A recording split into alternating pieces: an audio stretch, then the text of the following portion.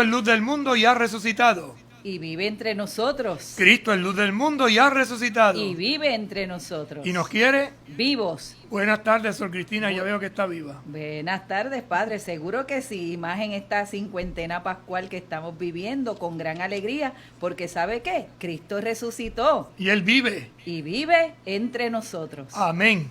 Buenas tardes a todas las personas que se unen a nosotros para compartir esta tarde la reflexión que estamos realizando sobre esta hermosa carta, Alégrate y exulta. Hoy vamos al capítulo 3. Pero antes de empezar, pues vamos a pedir la asistencia del Señor y de la Virgen, que nos estamos preparando para la fiesta de la patrona de las hermanas de Fátima. Eso es así, Nuestra Señora de Fátima. La mujer de la túnica blanca. Que hoy reflexionábamos en la homilía, ¿verdad? No, perdón, en la oración inicial, cuando nos estaba introduciendo en esta novena que estamos haciendo en la celebración eucarística todos estos días. Señor Jesucristo, tú que nos acompañas en el camino de la vida, te pedimos que enciendas nuestros corazones con el fuego de las Escrituras, para que participando en tu mesa seamos fortalecidos en el amor y la unidad, y así lleguemos a ser auténticos servidores del reino. Tú que vives y reinas por los siglos de los siglos. Amén. Santa María de Guadalupe, ayúdanos a ser discípulos misioneros. San Juan Diego, ayúdanos a ser discípulos misioneros. Beato Carlos Manuel, ayúdanos a ser discípulos misioneros. Luego de haber visto, ¿verdad?, en el capítulo 1, el llamado a la santidad, en el capítulo 2, las dos sutiles enemigos de la santidad, ahora iniciamos el capítulo 3, donde el Santo Padre nos va a ayudar a hacer una lectura orante del texto básico, del texto fundamental, podemos decir, de la llamada a la santidad, que es el texto de las bienaventuranzas. Y va a ir haciendo como una lectura orante, frase por frase, ayudándonos a entender lo que implica ser hoy bienaventurado, feliz, en definitiva, santo. Y esto lo vamos a hacer a la luz del Maestro, a la luz, como muy bien decía Padre Obispo, del Evangelio de Mateo en el capítulo 5, ¿verdad? Que es el Evangelio donde nos tiene las bienaventuranzas. Y en los subtemas que vamos a estar tratando día a día, iniciamos y dice: a contracorriente. Felices los pobres de espíritu, porque de ellos es el reino de los cielos. Felices los mansos, porque heredarán la tierra. Felices los que lloran, porque ellos serán consolados. Felices los que tienen hambre y sed de justicia, porque ellos quedarán saciados. Felices los misericordiosos, porque ellos alcanzarán misericordia. Felices los de corazón limpio, porque ellos verán a Dios. Felices los que trabajan por la paz, porque ellos serán llamados hijos de Dios.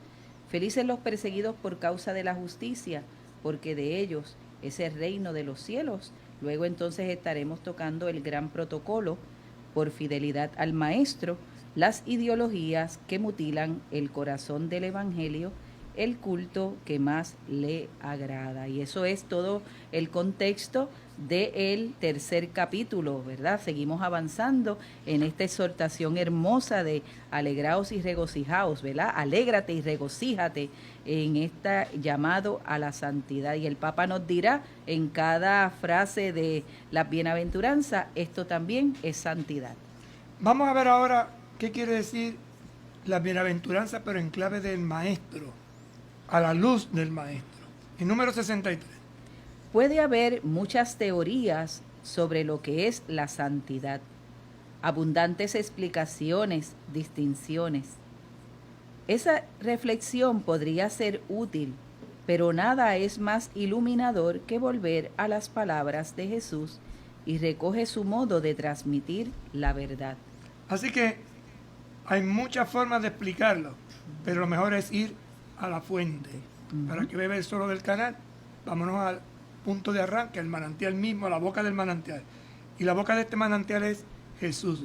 Por eso nos dice: Jesús explicó con toda sencillez qué es ser santos, y lo hizo cuando nos dejó las bienaventuranzas. Y acabamos de leer hace un momentito, ¿verdad? Enumerarlas. Ahora dirá también: son como el carnet de identidad del cristiano. Por lo tanto, es pistas puntos que iluminan cómo ser santo. Y no vas simplemente a teoría, vas a lo práctico de las expresiones.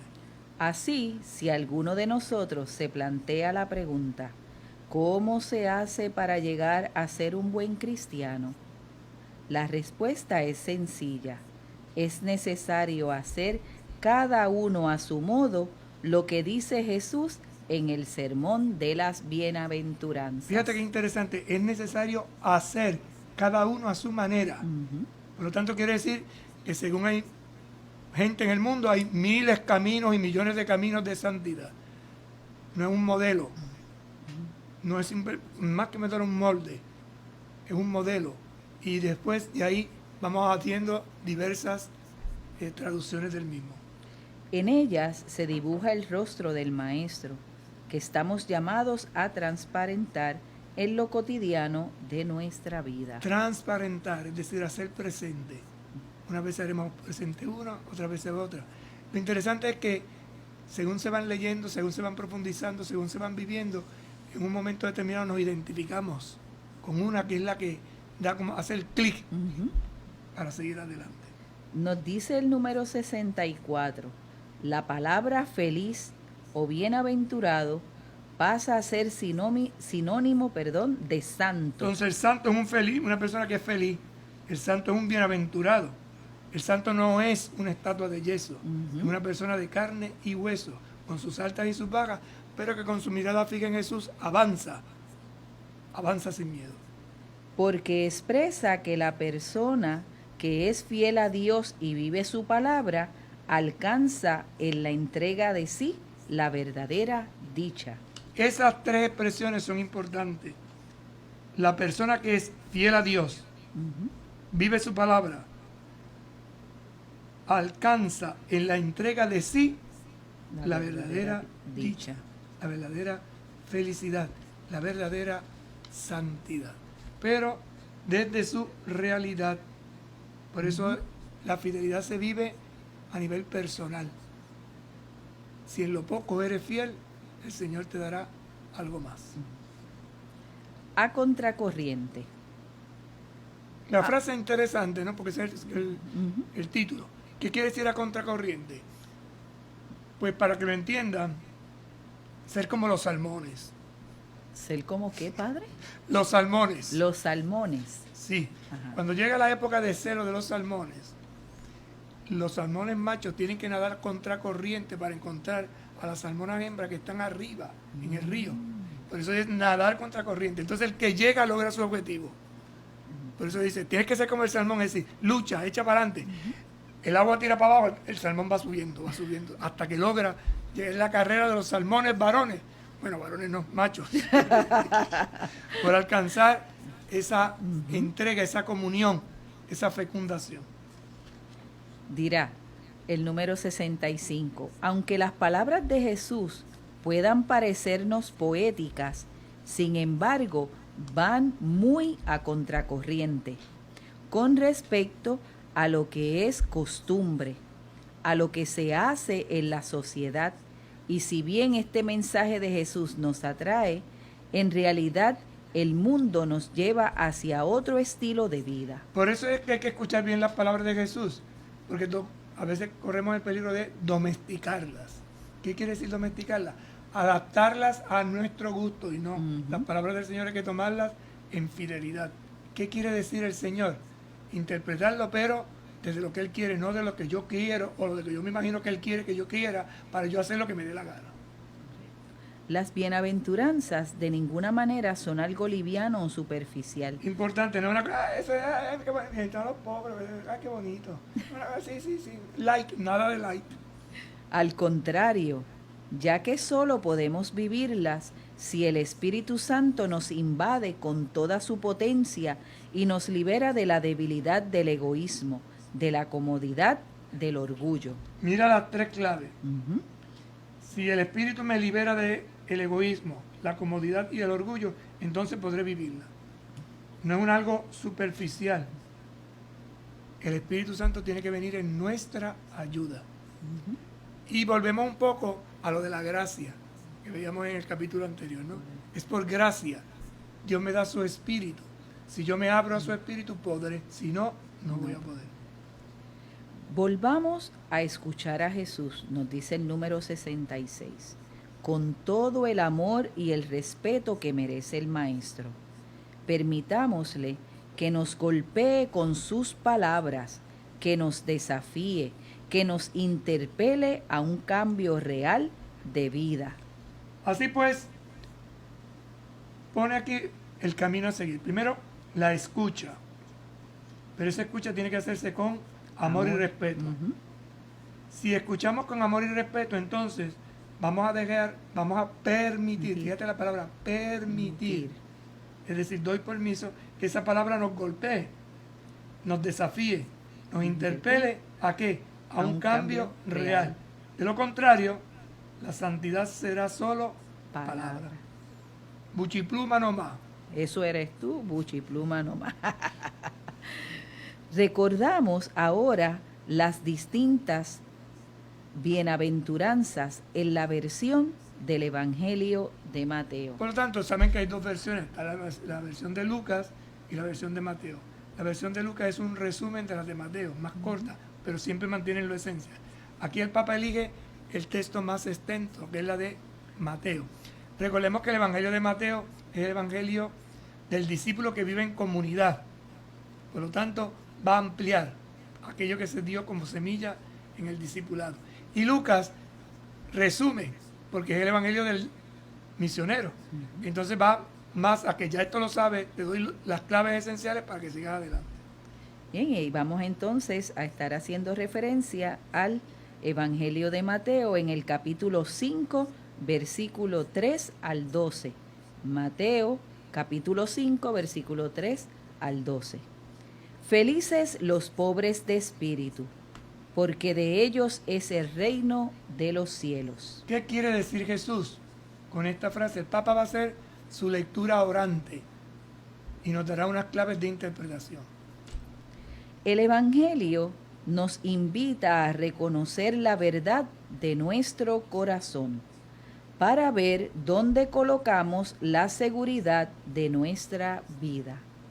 Clave importante, el Evangelio invita a reconocer la verdad de nuestro corazón. Donde está tu tesoro, allí está tu corazón. Donde está tu corazón, allí está tu tesoro. Ver entonces dónde colocamos la seguridad. Si yo digo Dios es mi riqueza, me fiaré de Él. Pero si pienso que las cosas materiales son mi riqueza, me apartaré de Él. Por eso, Normalmente el rico se siente seguro con sus riquezas y cree que cuando están en riesgo, todo el sentido de su vida en la tierra se desmorona. interesante. ¿Quién es rico? Fíjate que no está hablando de cantidad, sino de actitud. El que se siente seguro con su riqueza, se siente seguro. Puede tener 1000 carros, puede tener uno solo. Pero si te sientes tan seguro con eso, esa es tu riqueza. Correcto. Y ahí vas a poner toda tu mente, todo tu corazón, todo tu ser, toda tu entrega, todo lo Tu vas a vida. poner ahí. Por eso se hace un ídolo. Y ya hemos dicho otras veces que los ídolos piden sangre, es decir, los ídolos piden vida. Por eso, cuando está en riesgo Ujú. mis bienes materiales, todo el sentido de mi vida cae en tierra. Se demora. Es que si no tengo esto, si no tengo Aquello sí. que supuestamente le da seguridad, pues cuando se No va, está. cuando no está, se desvanece, se desborona. es el piso, te quita el piso y te cae. Jesús mismo nos los dijo en la parábola del rico insensato, de ese hombre seguro que como necio no pensaba que podría morir ese mismo día. Resumiendo, ¿no? Tuvo una buena cosecha, mandó a hacer granero, estaba bien y dice, ahora come y bebe. Disfruta la vida. Esto es lo bueno, dirían los españoles, Anches Castilla, vamos ahora al disfrute. Pero, dice el texto, necio, esta noche te pedirán la vida. ¿Es que te vale entonces? Las riquezas no te aseguran nada. Este es el gran, podríamos decir, engaño que muchas personas viven, que piensan que por tener cosas, con esto del coronavirus, decía una muchacha de un padre bastante rico y millonario, teníamos muchísimo dinero, de que no servía si no había salud. Ujú. Se vino a pique. Cuando el corazón se siente rico, está tan satisfecho de sí mismo que no tiene espacio para la palabra de Dios, para amar a los hermanos, ni para gozar de las cosas más grandes de la vida. No tiene espacio. Fíjate esa palabra, esa Ujú. frase. El rico no tiene espacio. ¿Para qué? Para la palabra de Dios. ¿Por qué? Dios. Porque está satisfecho de sí mismo. Yo lo Ujú. tengo todo. Y además, Para para amar a amar, los hermanos. Ujú. ni para gozar de las cosas más Más grandes grandes. que la vida. ¿Qué es las cosas más grandes de la vida? Una de ellas, lo que tengo en este momento. Si en este momento yo lo que tengo es un limber de limón, lo disfruto. Pero si lo que tengo es un limón, pues hago una limonada. Nada. Ujú. Y al final nos pasa que ni disfrutamos una cosa ni otra. Entonces, por estar pensando en el futuro, hipotecamos el presente. Así se priva de los mayores bienes. Por eso Jesús llama felices a los pobres de espíritu que tienen el corazón pobre, porque puede entrar el Señor con su constante novedad. El que tiene el corazón pobre, Dios entra. Porque el pobre necesita. Y cuando llega alguien que le da, disfruta Ujú. lo que tiene, lo que encuentra. El que está satisfecho, nada. Por ejemplo, si tú tienes hambre y te dan una manzana, la saboreas. Un pedacito de pan, ¡ay, qué rico! Me sabe a gloria. Pero si estás, con perdón de la expresión vulgar, pero harto de pan, harto de comida, ¡ay, no! Ay, no. Lo desprecias. Sí. Entonces necesitas espacio, necesitas vaciar, dar lugar a. Esta pobreza de espíritu está muy relacionada con aquella santa indiferencia que proponía San Ignacio de Loyola, en el cual alcanzamos una hermosa libertad interior. El Papa está citando a su madre espiritual, San Ignacio. Recuerden que es jesuita y como maestro espiritual, una de las enseñanzas clave de San Ignacio es la santa indiferencia. ¿Qué es eso? Vamos a ver lo que es la santa indiferencia. La santa indiferencia es ni fu ni fa. Vamos a ver. Vamos a ver qué es eso. Es menester hacernos indiferentes a todas las cosas criadas, en todo lo que es concedido a la libertad de nuestro libre albedrío, y no le está prohibido en tal manera que no querramos de nuestra parte más salud que enfermedad, riqueza que pobreza, honor que deshonor, vida larga que corta, y por consiguiente en todo lo demás. Léalo otra vez, hermana, porque esa es una frase muy hermosa y hay que escarbarla para sacarle, podríamos decir, la enjundia, el sabor. Dirá, es menester Es menester, es decir, es importante que tengas presente. hacernos indiferentes. Entonces, hay que hacernos. No es que seas un indiferente, es que tienes que aprender a ser indiferente en qué. Porque hay gente que es indiferente, que no le importa lo que está pasando a su lado. No es eso. La clave espiritual no es esa. La clave espiritual viene por otro lado. Miren cómo lo explica San Ignacio. Es menester hacernos indiferentes a todas las cosas criadas, A todas las cosas criadas, es decir, a lo que se nos ha dado. en todo lo que es concedido a la libertad de nuestro libre albedrío, Es decir, en aquello que yo puedo decidir si lo acepto o lo rechazo. y no le está prohibido en tal manera Y no le está prohibido. Es decir, porque dejar una cosa que te está prohibida, pues no es. Ahora, dejar una cosa que es buena y que puedes decidir si lo hago o no lo hago, ya es distinto. ya es distinto. Que no querramos de nuestra parte. Entonces, que no querramos, que no haya decisión. Ujú. Que no quiero querer más por mi parte? Más salud que enfermedad. ¿Qué quiere decir esto? Que si estoy sano, bendito sea Dios. Y si soy enfermo, Enfermo. bendito sea Dios. Riqueza que pobreza. Lo mismo. Honor que deshonor. Vida larga que corta. Y por consiguiente, en todo lo demás. Con palabras de Job, el Señor me lo dio, el Señor me lo quitó, bendito sea el Señor. Entonces es aprender a vivir en santa indiferencia. Ahora llueve, disfruto la lluvia, Ujú. Hace no calor. salgo, me mojo, o me mojo y lo disfruto. Hace calor, lo mismo. Pero si yo me voy a estar lamentando por todo, pues entonces me voy a amargar la existencia. Y por eso hay gente tan amargada que no disfruta los buenos momentos. Es como es, padre, cuando empezamos a echarle culpa a Dios sin tener culpa. Ay, Dios, me pinché. Ay, Dios, está lloviendo. Ay, Dios, lavé el carro y empezó a llover. ¿Verdad? Esa queja constante, pues, es saber gustar, como usted acaba de decir, de esos momentos y de esa experiencia. ¿Por qué? Eso nos va a ir haciendo crecer en la santidad. Que es indiferente, es decir, indiferente es que me mantengo ecuánime. Esa es la definición que da San Ignacio. No es la indiferencia del que no me importa, que no es eso, es la ecuanimidad. En otras palabras, el equilibrio, el balance. ¿Cómo aprender a tener balance? Nos dirá el Papa en el número 70, Lucas. Ahora va a hablar de la misma bienaventuranza, pero en el Evangelio de Lucas. Lucas no habla de una pobreza de espíritu, sino de ser pobres a secas. Es decir, que Lucas es radical. ¿Por qué? Porque Lucas está hablando a cristianos que viven en comunidad y se sienten misioneros. Entonces el misionero es pobre, no de espíritu. No te pongas a hacer disquisiciones. Pobre, vas a ser feliz. ¿Por qué? Porque entonces vas a vivir dependiendo de Dios. Dios será tu recompensa. Esto es una de las claves para que ustedes puedan entender que algunas personas en la iglesia tienen como vocación. Por ejemplo, las contemplativas o contemplativos. Más específicamente, algunos que ustedes conocen. Las hermanas de clausura.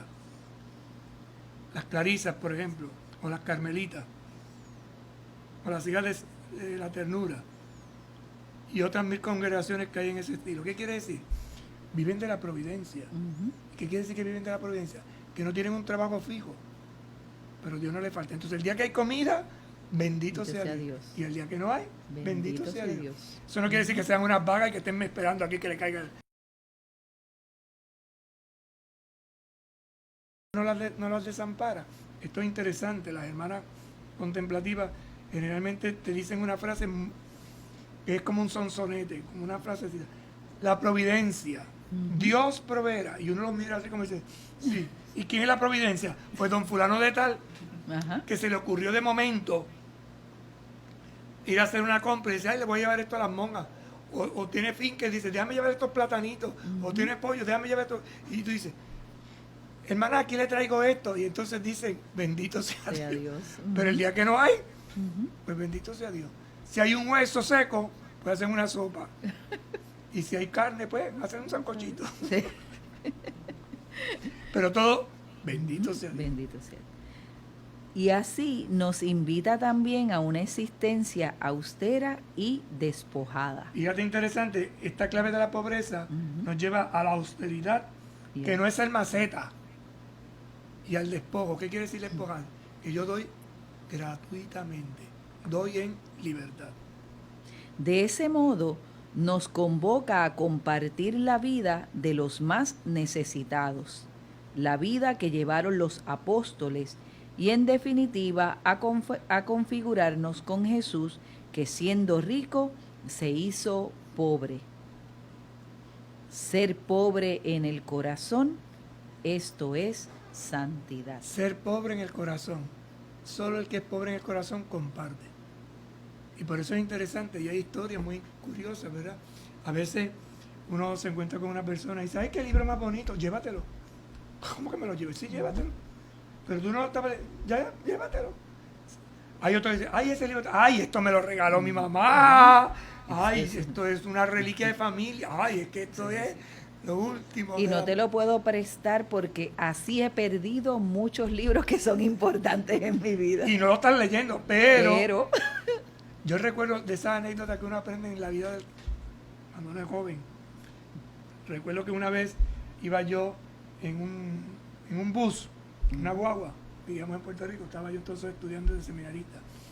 Y yo iba con un libro, y en el libro yo tenía una estampita de San Francisco de Asís. Esto nunca se me olvida porque lo tengo tan presente.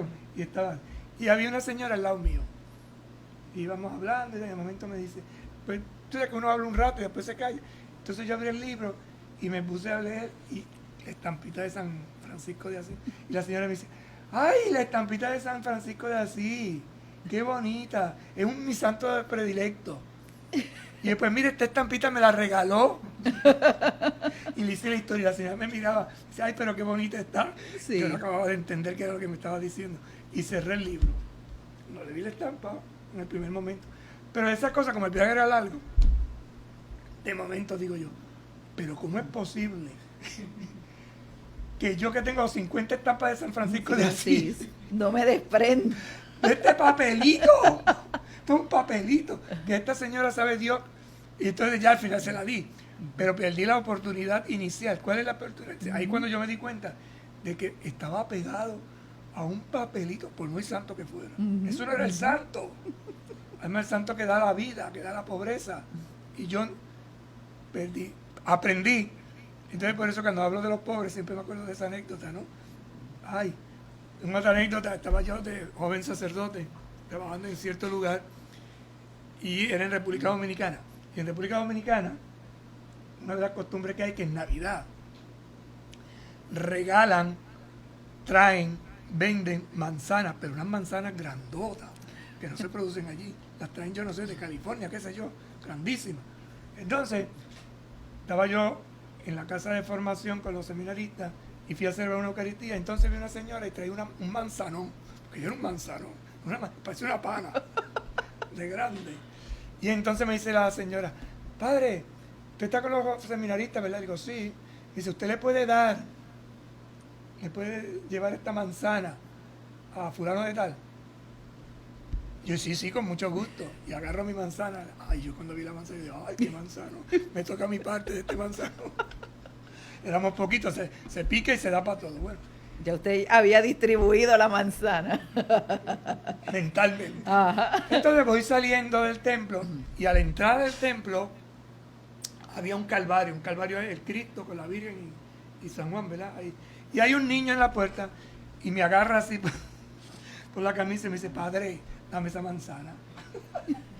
Yo con mi manzana, orgulloso así, como el árbol del Edén. Y entonces, no te puedo dar esa manzana porque no es mía. Pero usted sabe cómo son los niños son insistentes, y más cuando tienen hambre. Y vuelve el niño y me dice, padre, tengo hambre. Ay, Dios mío. Y me jalaba la camisa, deme la manzana. Y yo, que no te la puedo dar, que no es mía. A la tercera fue la vencida. Y está bien, tómala. ¿Qué voy a hacer? Empezó a secarse. Llego a la casa y le digo al seminarista, mira, me dieron una manzana, pero un niño ahí me la pidió, tenía hambre y se la dio. Ah, está bien, padre, no se preocupe. Sí, que se quería que ver la manzana era yo. Y ahí es cuando uno descubre, o descubrí yo, porque era mi caso, con mi dichosa manzana, los casos que a veces nos pasa, ¿verdad? Que estamos tan apegados a tonterías que al fin y al cabo pueden hacer felices a otras personas. Y el que es pobre de espíritu es feliz con la distribución. Ánimo pues, pausamos y regresamos. Con un vaso de fe a Cristo verás, con un vaso de fe a Cristo verás, con un vaso de fe a Cristo verás, con un vaso de fe a Cristo verás. ¡Los cuatro!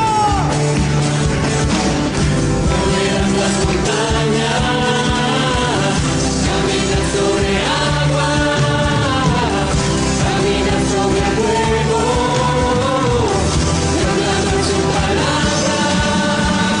Baja el río,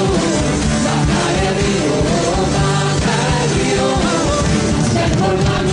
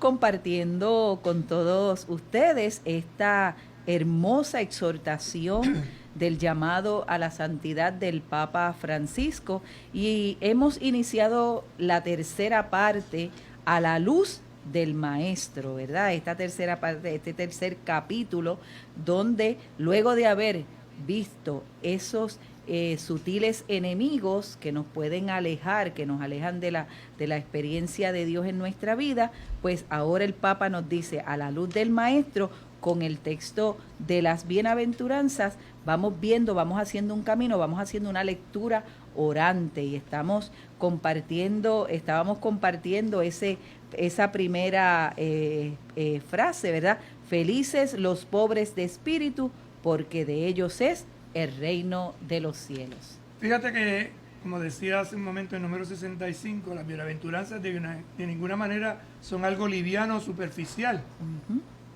Solo las podemos vivir si el Espíritu Santo nos invade. Si el Espíritu Santo te invade el corazón, podrás ser pobre de espíritu. Por eso yo no era pobre de espíritu, ni sigo siéndolo. No, la manzana te apetecía. Y otras muchas cosas. Ahora bien, si dejamos que el Espíritu Santo nos invada y nos potencia, nos liberará ¿de qué? De la debilidad. Del egoísmo. ¿Cuál Padre, debilidad? yo quiero esa manzana. El egoísta lo quiere todo para Padre, sí. yo tengo hambre. Y esto nos está pasando y no nos damos cuenta. Entonces a veces hay gente que no se atreve a pedir, Uh-huh. porque le da vergüenza. Y entonces está de parte de nosotros el poder ver y el compartir en libertad. Por eso lo que el Espíritu actúa como gran don de Dios en nosotros es la libertad. Vamos a la siguiente. Felices los mansos, porque heredarán la tierra. ¿Cuál tierra? Sería la pregunta. ¿Cuál tierra? Vamos a ver qué dice la reflexión que nos hace el Santo Padre. En el número 71 dice, es una expresión fuerte en este mundo que desde el inicio es un lugar de enemistad, donde se riñe por doquier, donde por todos lados hay odio, donde constantemente clasificamos a los demás por sus ideas, por sus costumbres y hasta por su forma de hablar o de vestir. Interesante porque, ¿qué entiende por manso? Hay un zángano. Ay, no seas, y le dimos a la gente, no seas zángano. ¿Por qué no canalizamos y no digamos a la gente, no seas zángano, sino sé manso? Es decir, no dejes lo que está diciéndonos aquí, ¿verdad? Uh-huh. Que el odio que nace por ideas, por costumbres, por formas de hablar o de vestir, ese resentimiento que sentimos hacia ciertas personas, como no piensan igual que yo, en la línea que sea en el plano cultural, sea en el plano político, sea en el plano religioso, sea en el plano social, sea en el plano de las ideas. Inmediatamente viene guerra, destrucción. La persona mansa es aquella que tiene un carácter sereno.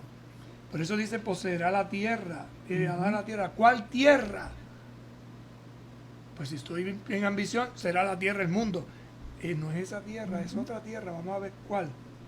En definitiva, es el reino del orgullo y de la vanidad, donde cada uno se cree con el derecho de alzarse por encima de los otros. Quítate tú para ponerme yo. La pirámide. El que está en la pirámide arriba es el que se ha tenido que trepar. Y por eso tenemos muchos trepadores. Y esto se ve en muchos niveles, ¿no? Nivel social, nivel político, incluso nivel religioso. El Papa habla mucho de esto en la iglesia, ¿no? Gente que hace carrerismo, que va subiendo a costa de los demás, aplastando a los demás. Sin embargo, aunque parezca imposible, Jesús propone otro estilo, la mansedumbre. ¿Qué es ser manso de corazón? Vamos a ver. Es lo que él practicaba con sus propios discípulos y lo que contemplamos en su entrada a Jerusalén. Mira a tu rey que viene a ti humilde montado en una borrica. Es decir, que no se te suman no se te suban los humos. No te creas mejor que nadie. La tierra que vas a conquistar es tu propio corazón, tu propia existencia. Recuerda que tú eres Adán. tierra, polvo. Esa tierra que tú logras conquistar, ¿cuál tierra? La tierra de mi orgullo, la tierra de mi soberbia, la tierra de querer aplastar a los demás. Parece imposible, pero no lo es. Él dijo, aprendan de mí, que soy manso y humilde de corazón, y encontrarán descanso para sus almas. Entonces esto se aprende. La mansedumbre se aprende. ¿Y cómo se aprende? Porque el carácter se va moldeando conforme al corazón de Jesús. Por eso dice, aprendan de mí, que soy manso y humilde de corazón. Humilde, ¿qué quiere decir humilde? Que ande en la verdad. Si Dios te ha dado unos dones, por lo al servicio de la comunidad. Por ejemplo, usted que sabe tocar la guitarra, pues toque la guitarra, que para algo Dios le dio ese don. Ay, por favor, soy cristiano, ¿te podía tocar? Ay, no, es que yo no puedo, es que yo no sé. Entonces hay que estarle rogando, a la gente a veces hay que rogarle. Y esa es falsa humildad. Si Dios te dio un carisma es para que lo pongas a funcionar. Sea el de la comida, el de la cocina, sea el de la pintura, sea el del canto, qué sé yo. Hay miles y miles de dones que Dios nos ha dado y por ese orgullo no podemos al servicio de los demás. Si vivimos tensos, engreídos ante los demás, Mira qué interesante, si vivimos tensos, engreídos ante los demás, terminamos cansados y agotados. ay, yo estoy tan cansado. ¿Pero por qué estás cansado? Porque estás tenso. ¿Y por qué estás tenso? Porque te crees que. Y si no lo haces tú, entonces ese control, ese maquinar, ese dirigirlo todo. No, aprenda a delegar. Deje que la gente se equivoque. Porque cuando la gente se equivoca, aprende. Y qué bueno es decir, este me enseñó. No, Ayer- este me quitó. Ayer mismo precisamente, padre, usted lo compartía en la homilía, ¿verdad? Del día de ayer, cuando nos era como hacer un examen. Yo lo vi como un examen así de conciencia, cuando nos ponemos rígidos, cuando no somos fieles. Y se decía, y entonces aquí al leer este número 72, si vivimos tensos, engreídos ante los demás, terminamos cansados y agotados. Porque no hay alegría. Ujú. O sea, hay tensión. Entonces, la persona que sirve y lo hace con alegría, disfruta. Disfruta. Vive el momento. Vamos a disfrutar este momento. Hay que hacer hoyo. Pues vamos a hacer hoyo. Y es interesante cuando uno lee, cuando uno ve esas películas de ciertos pueblos y de ciertas épocas. Por ejemplo, la gente tenía que sembrar. Iban a sembrar en batallón. Entonces, esas películas antiguas nos enseñan que sembraban cantando. Ujú. Y lo más interesante también es que después cuando hacían la pausa, comían todos juntos, compartían. Y entonces eso hacía del trabajo, que era durísimo, algo, Alegre, algo Festivo. que satisfacía. y era de ¿verdad? todo. Entonces cuando llegaba la dificultad, que llegaban las lluvias, salía todo el mundo a defender la cosecha, porque era cosecha de todo. Eso se ha perdido mucho. Quizás una de las cosas positivas que estamos sacando del coronavirus, de esta pandemia, es eso.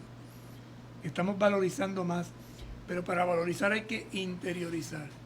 Entonces, en la interiorización que estamos haciendo en nuestros hogares con nuestra familia, estamos recuperando valores que quizás habíamos perdido o quizás no habíamos aprendido.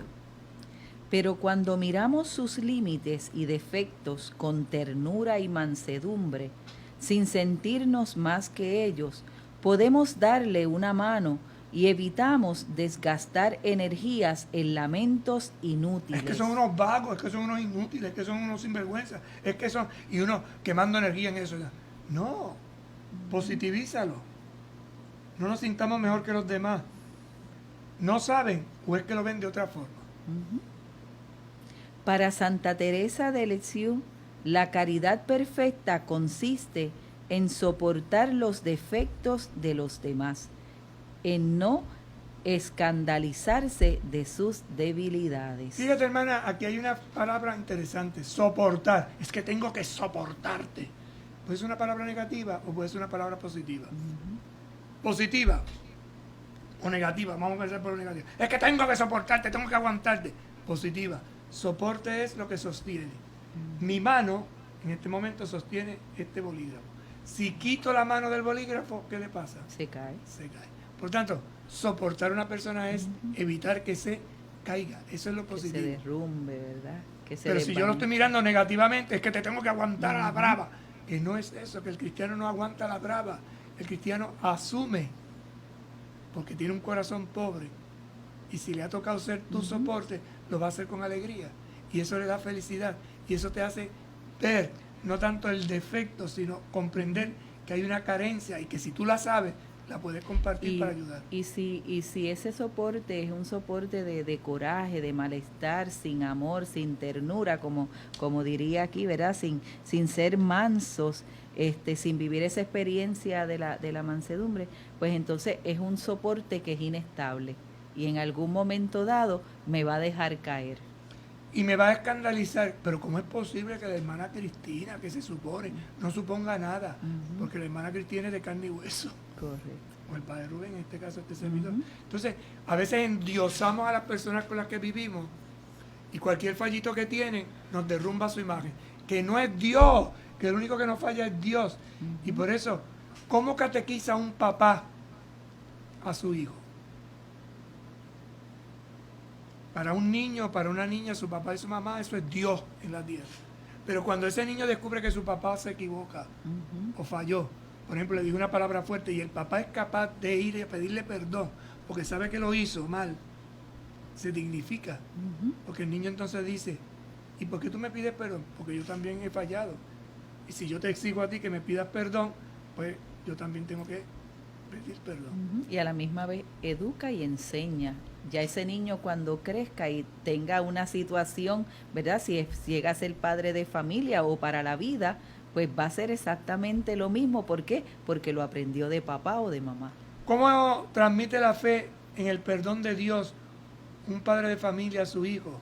Ahora no se puede porque estamos en la pandemia, ¿no?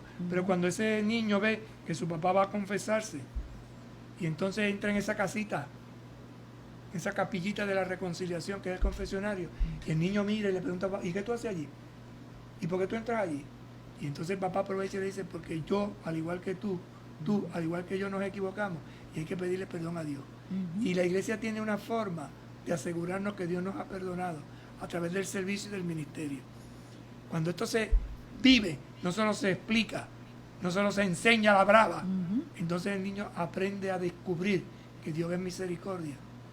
Y entonces el papá puede decirle, así como Dios tiene misericordia conmigo, yo tengo que aprender a tener misericordia contigo. Y no hay mejor enseñanza que aquella que nos va entrando también por los ojos, no solamente por el oído, por la escucha, sino por los ojos, porque si mi hijo ve que yo voy a la iglesia o que hago el bien, pues va a ser exactamente lo mismo porque somos una copia.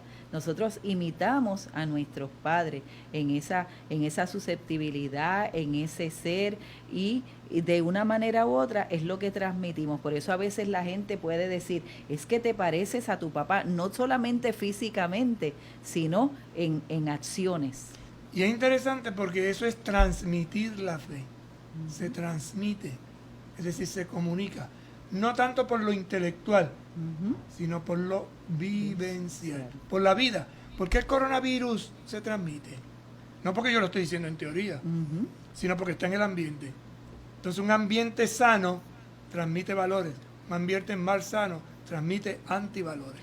En estos días, padre, precisamente ante esta situación de la pandemia, veía un video que me enviaron de esta persona que se monta en un tren y está en el tren y saca su tablet y comienza a reírse de lo que está viendo. Y la idea era cómo la risa es contagiosa. Cuando esta persona comenzó a reírse, todo el mundo comenzó a verlo y como quien dice, se volvió loco, pero terminó todas las personas que estaban en ese mismo vagón riéndose a carcajadas. No sabían por qué se estaban riendo, pero simplemente por una persona. Se contagiaron. Se contagiaron. Lo mismo pasa con el coronavirus, se contagia por la tos. Por eso quédese en su casa, si todavía no tiene que salir. No provoque la maldad, provoque la bondad. Y eso nos hace ser mansos y humildes de corazón. Se aprende. Pablo menciona la mansedumbre como un fruto del Espíritu Santo. Los frutos, vamos a ver los frutos del Espíritu Santo en la carta a los Gálatas, capítulo 5, 23. Porque es interesante recordarlo, los frutos del Espíritu. Hablamos mucho de los dones del Espíritu. ¿Pero qué producen los dones del Espíritu? Pues frutos. ¿Cuáles son esos frutos? San Pablo los enumera en la carta a los Gálatas, el capítulo 5, verso del 23. Por el contrario, el fruto del Espíritu es amor, Fíjense lo que va a ir diciendo. alegría, Amor, alegría, paz, paz, paciencia, paciencia, amabilidad, amabilidad, bondad, bondad, fidelidad, fidelidad, modestia, modestia, dominio propio. dominio propio. Frente a estas cosas no hay ley que valga. Ante una persona bondadosa, no hay ley que valga. Es una persona mansa y así sucesivamente. Entonces, eso brota. Es como el mango no va a dar pera. El mango va a dar mango. Y las quenepas no van a dar pera, Ujú. van a dar quenepa. Entonces hay gente que quiere dar quenepa en un árbol de mango. Eso no se va a ver. Hay dones, pero esos dones dan frutos. ¿Cuáles son los frutos que el Espíritu Santo está produciendo en tu corazón? Pues ahí tienes un texto que te puede ayudar. Vamos a leerlo otra vez. Por el contrario, el fruto del Espíritu es amor, alegría, paz, paciencia, amabilidad, bondad, fidelidad, modestia, dominio propio. Frente a estas cosas no hay ley que valga. Y añadirá el texto del Papa. Propone que si alguna vez nos preocupan las malas acciones del hermano, nos acerquemos a corregirlo, pero con espíritu de mansedumbre. Y recuerda, Gálatas 6:1, piensa que también tú puedes ser tentado. Corregir, no regañar. Corregir viene de corazón, regis. Regir el corazón. Orientar el corazón. Regañar es talalata, hasta que uno se gasta y dice, ¡ya, no me molestes! Y por eso no hay un cambio de actitud, no hay un cambio de vida. Otra vez me volvió a regañar. sin Hay un embargo. tranque. Ujú. San Antonio María Claret decía que para cocinar caracoles, le gustaban los caracoles, no se pueden cocinar los caracoles en agua hirviendo, sino que hay que echar los caracoles en agua fría. Y esa agua fría se pone entonces en la hornilla y se enciende. Y entonces, ¿qué pasa? Que el caracol está ahí en su ambiente natural, fresquito, pero el agua se va calentando y él no se va dando cuenta hasta que al final cae. Entonces, algo así él lo aplicaba a la mansedumbre, a la corrección. Tienes que ir poco a poco, no quemes etapas. ¡Mira que esto es bruto! No se logra así. Hay que llamar a la persona. Si uno está molesto, uno no puede corregir. Uno tiene que esperar que le bajen los humos. Por eso aconsejan cuentes de 1 a 10. 1, 2, 1, 2, 3, 4, 5, 6, 7, 8, 9, 10. No, cuente despacio. Claro. Si no puede contar hasta 10, porque me cuente hasta 200. Tenga su dinámica. Baje los decibeles. Algo que también ayuda, padre, es sentarte y escribir todo ese malestar que tienes, y ahí lo vas transmitiendo todo, y ya cuando has terminado de leerlo, lo rompes y ya estás listo para dirigirte hacia la persona que debes corregir. Es como decíamos los otros días, cuando vamos a corregir, si queremos hacerlo y lo queremos hacer en la caridad y en el amor, no hagamos como la mata de morir y vivir. La tocamos y rápido se cierra, ¿no? Vayamos suave, ¿verdad? Con delicadeza, y pues se mantendrá entonces con una apertura. Por eso decía eso, aprendan de mí. Aprendan de mí, que soy manso y humilde de corazón. Aun cuando uno defienda su fe y sus convicciones, debe hacerlo con mansedumbre, y hasta los adversarios deben ser tratados con mansedumbre. Ven, esto es importantísimo. Esto es un principio que hoy muchos de nosotros hemos olvidado. Aun cuando uno defienda su fe y sus convicciones, debe hacerlo con mansedumbre. No es a biblazo, no es insultando a la gente. La apologética que utilizan algunas personas para defender su fe hace daño, porque te pone agresivo, maltrata a las personas, y eso no es evangelio. Jesús no maltrata a la gente. Jesús trata de que la gente entre en conocimiento, entre en razón, y eso solo se logra con un tono de voz, con un estilo suave y delicado. y hasta los adversarios deben ser tratados con mansedumbre. Los enemigos, Ujú. aquellos que te hacen el daño. Mire, si cuando usted está discutiendo a alguien, le está gritando, háblele más bajito. Lo desarma. Mira como una gente que le grita a uno, uno le habla suave. ¡Mírala! Ajá. Sí, pero cálmate, serénate. Dime lo que me va a decir, pero dímelo con calma. Eso va creando un ambiente que al final uno dice, bueno, pero si es verdad, ¿por qué me grito? Si tienes la verdad, ¿por qué gritas? Y si no la tienes, ¿por qué gritas? Correcto, correcto. La verdad no se impone, la verdad se testifica. En la iglesia muchas veces nos hemos equivocado por no haber acogido este pedido de la palabra divina. Cortando la cabeza, la guerra santa famosa, mataban a gente porque no pensaban como, hay que cortarle la cabeza. Que no, ¿cómo tú vas a cortar a la gente si es un ser humano? Tiene capacidad igual que tú de vivir, que te explique, que te diga, trata de entender, porque tú no sabes la experiencia, los momentos que ha vivido esta persona, Correcto. el maltrato que ha recibido. Entonces se nota mucho con los animales a veces, ¿verdad? Bueno, el tiempo se nos va acabando, el tiempo se nos va acortando. Vamos a dejarlo aquí.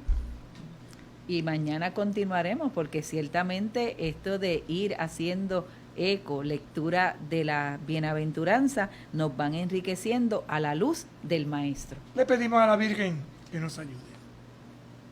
Oh María, tú resplandeces siempre en nuestro camino como signo de salvación y de esperanza. Confiamos en ti, salud de los enfermos, que junto a la cruz te asociaste al dolor de Jesús, manteniendo firme tu fe. Tú, salvación del pueblo, sabes lo que necesitamos y estamos seguros de que proveerás para que, como en Caná de Galilea, pueda volver la alegría y la fiesta después de este momento de prueba. Ayúdanos, Madre del Divino Amor, a conformarnos a la voluntad del Padre y hacer lo que nos diga Jesús, que ha tomado sobre sí nuestro sufrimiento y se ha cargado con nuestros dolores para llevarnos a través de la cruz a la alegría de la resurrección. Amén. Bajo tu amparo nos acogemos, Santa Madre de Dios, no deseches las oraciones que te dirigimos en nuestras necesidades. Antes bien, líbranos de todo peligro, oh Virgen gloriosa y bendita. Amén. Que el Señor esté con ustedes. Y con tu espíritu. Que les bendiga y les acompañe el buen Dios Todopoderoso, Padre, Hijo y Espíritu Santo. Amén. Nos vemos mañana. Hasta mañana y muy buenas tardes. Dios los cuide.